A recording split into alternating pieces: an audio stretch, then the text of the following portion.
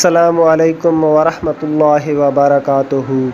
آج ایک نئی سٹوری کے ساتھ حاضر ہوا ہوں۔ سٹوری ہے محبت کی انتہا۔ ایک شخص نے ایک خوبصورت لڑکی سے شادی کر لی۔ بہت محبت کرتا تھا اپنی بیوی سے، مگر ایک دن اس لڑکی کو جلد کی کوئی بیماری لگ گئی، جس سے اس کی خوبصورتی روز بروز گھٹتی جا رہی تھی۔ ایک دن اس کا شوہر کسی سفر پہ نکلا۔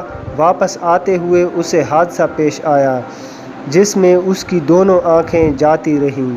خیر، ان کی ازدواجی زندگی یوں ہی چلتی رہی اور اس کی بیوی کی خوبصورتی مزید گھٹتی رہی، مگر اندھے آدمی کو اس بات کا علم نہیں تھا، لہٰذا ان کی زندگی پر اس کا کوئی اثر بھی نہ پڑا۔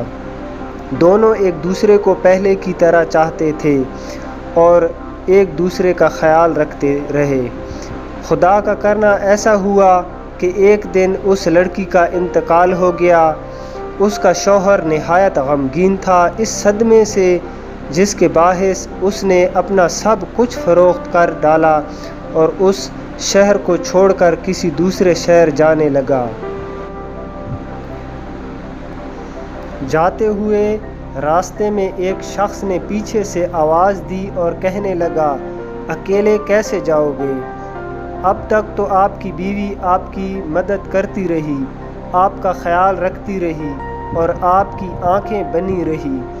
اندھے آدمی نے جواباً کہا، میں اندھا نہیں تھا، مگر اسے ایسا دکھا رہا تھا جیسے میں اندھا ہوں، کیونکہ اگر اسے یہ پتہ ہوتا کہ میں اس کی بدصورتی دیکھ سکتا ہوں تو یہ احساس اسے اس کی بیماری سے زیادہ تکلیف دیتی۔